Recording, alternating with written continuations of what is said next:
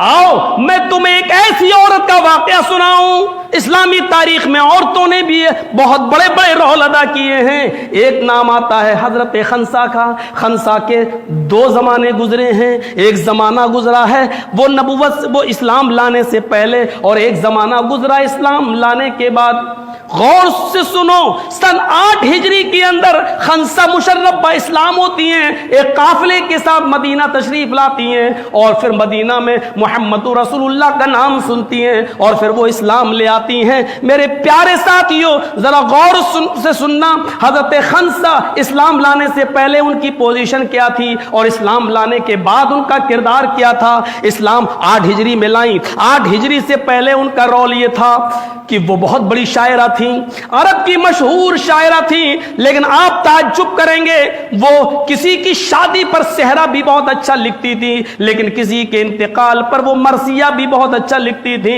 मक्के में जो एक बाजार लगता था जिसको सूक़े उकास कहा जाता था, साल में एक बार बाजार लगता था, और बड़े बड़े अरब के पूरे अरब से लोग वहां पर अपना माल तिजारत के लिए लाया करते थे। उसमें खंसा भी आया करती थी, और खंसा जब उस बाजार में ठहरती थी तो उनके दरवाजे पर, उनके खेमे पर लिखा होता था अरसल अरब, अरब की सबसे मशहूर शायरा।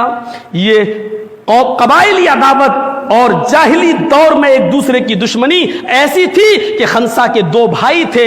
एक भाई का नाम था मुआविया और दूसरे भाई का नाम था सखर। कौमी अदावत ने और कबाइली दुश्मनी ने मुआविया को कत्ल करवा दिया। लोगों ने हजरत खंसा के भाई माविया को कत्ल कर दिया। माविया के कत्ल पर अपने एक भाई का गम ये खंसा भूल नहीं पाई। निकलती थी, उड़ती थी, चलती थी, फिरती थी, अपने भाई माविया को याद करती थी और अशार पढ़ती थी। कौमी असबियत जोश में आई है। छोटे भाई सखर ने अपने भाई माविया का बदला लेने के लिए दुश्मनी कबाइलों से लड़ना शुरू कर दिया, लेकिन वो लोग एक थे। उन्होंने खंसा के दूसरे भाई सखर को भी कत्ल कर दिया।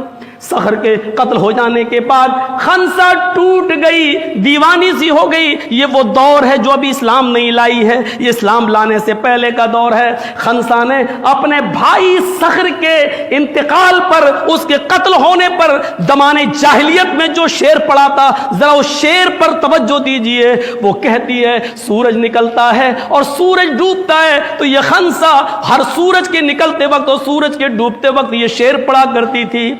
युज़क्किरुनी तुलूउ शम्सी सखरा, युज़क्किरुनी तुलूउ शम्सी सखरा, अज़कुरुहु लिकुल्लि गुरूबि शम्सिन। ऐ सूरज तू क्यों निकलता है? ये खंसा का वो शेर है जो अपने भाई सखर के इंतकाल पर, उसकी मौत पर खंसा ने पढ़ा था। इससे उसके गम और उसकी बेचैनी का अंदाजा लगाया जा सकता है। आए सूरज तू क्यों निकलता है? युज़क्किरुनी तुलू शम्सी सखरा, आए सूरज जब भी तुलू होता है, जब भी तू निकलता है तो मुझे मेरे भाई सखर की याद ताजा कर देता है, मुझे सखर की याद दिला देता है। जब यही सूरज पश्चिम में डूबता है, गुरूब होता है और रात अपने अंधेरे में लपेट लेती है खंसा को, तो यही खंसा कहती है ऐ रात तू क्यों आती है? अज़कुरुहु लिकुल्लि गुरूबि शम्सिन, हर दिन सूरज का डूबना और रात का अंधेरा मुझे सखर की याद दिलाता है। यानी दिन हो या रात, मैं सखर को नहीं भूल पाती हूँ, मुझे सखर याद रहता है। ऐ दिन तू ना निकला कर, ऐ रात तू ना आया कर, ताकि मुझे मेरे भाई सखर की याद ना आए। ये रोजाना ये अशार पढ़ती थी। इससे अंदाजा लगा सकते हैं ये इस्लाम लाने से पहले का वाक़या है, जो अपने भाइयों का गम नहीं भूल पा रही है। लेकिन 8 हिजरी के बाद जब इस्लाम लाती है और सन 16 हिजरी में हजरत उमर फारूक के दौरे खिलाफत में एक जंग होती है जिसका नाम है कादिसिया। कादिसिया की जंग में तमाम मुसलमान शिरकत कर रहे हैं। खंसा के 4 जवान बेटे हैं। खंसा बुढ़ापे की दहलीज पर पहुंच चुकी है। खंसा अपने 4 बेटों से कहती है अरे मेरे बेटों, तुम्हें इस मैदान जंग में जाना है, उमर का साथ देना है, इस्लाम के झंडे को लहराना है, लेकिन याद रखना जंग में जाने से पहले मेरी एक नसीहत सुन लो। जिस तरह तुम्हारी माँ एक है, उसी तरीके से तुम चारों का बाप एक है। अरे मेरे बेटो, मैं अल्लाह की कसम खा के कहती हूं कि तुम्हारी मां ने तुम्हारे बाप की अमानत में कभी खयानत नहीं की है। तुम सब जिस तरह एक मां के बेटे हो, उसी तरह एक बाप के भी बेटे हो।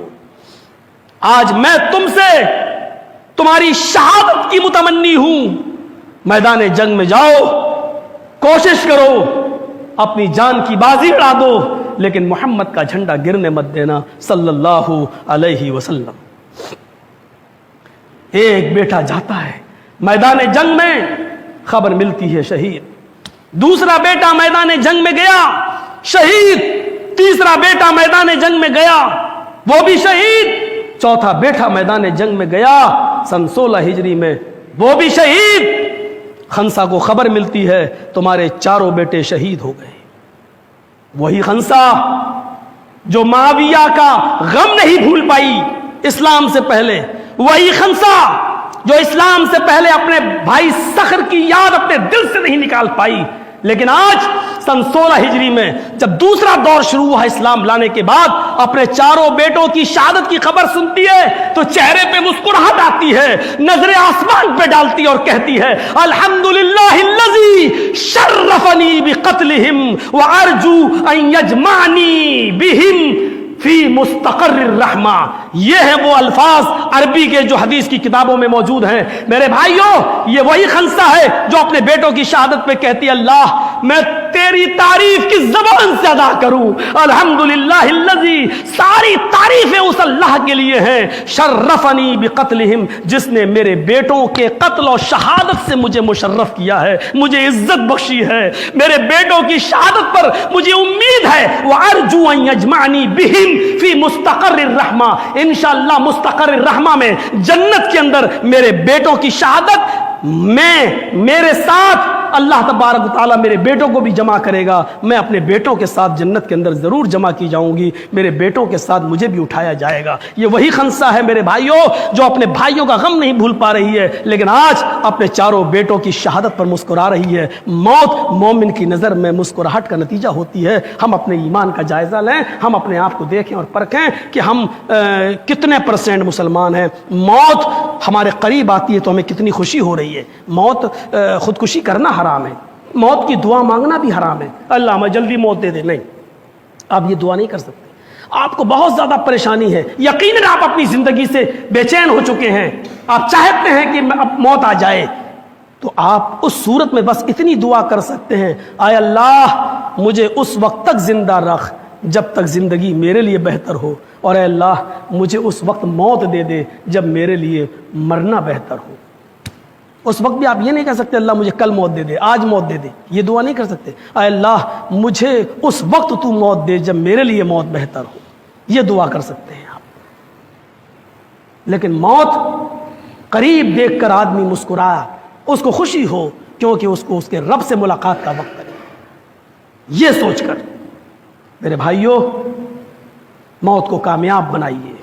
ہم سب دنیا میں آئے ہیں اور کڑوی حقیقت اس کو چاہے آپ دشمنی میں قبول کر لیں یا دوستی میں, آپ کو قبول کرنا ہی پڑے گا کہ مولانا جرجیز کی یہ بات غلط نہیں ہے. آئے ہیں تو جانا ہے, آئے ہیں تو جانا ہے. اور آج کل موتیں آپ دیکھ ہی رہے, 60 70 80 90 سال. 90 کون جی رہا ہے؟ نہیں, اللہ کے رسول کی اس حدیث پر آپ غور کیجئے, میری امت کی عمریں 60 اور 70 کے درمیان ہیں, بہت کم لوگ ہیں جو اس کے آگے جا پاتے. اللہ تبارک و تعالی ہم تمام لوگوں کو, ہم تمام مسلمانوں کو اتفاق و اتحاد کے ایک پلیٹ فارم پر قائم فرما دے. اے بار الہ بغض اور عداوت اور دشمنی ہمارے دلوں سے نکال دے, ایک دوسرے کے لیے ہمدردی اور غمخواری ہمارے دلوں میں پیدا فرما دے.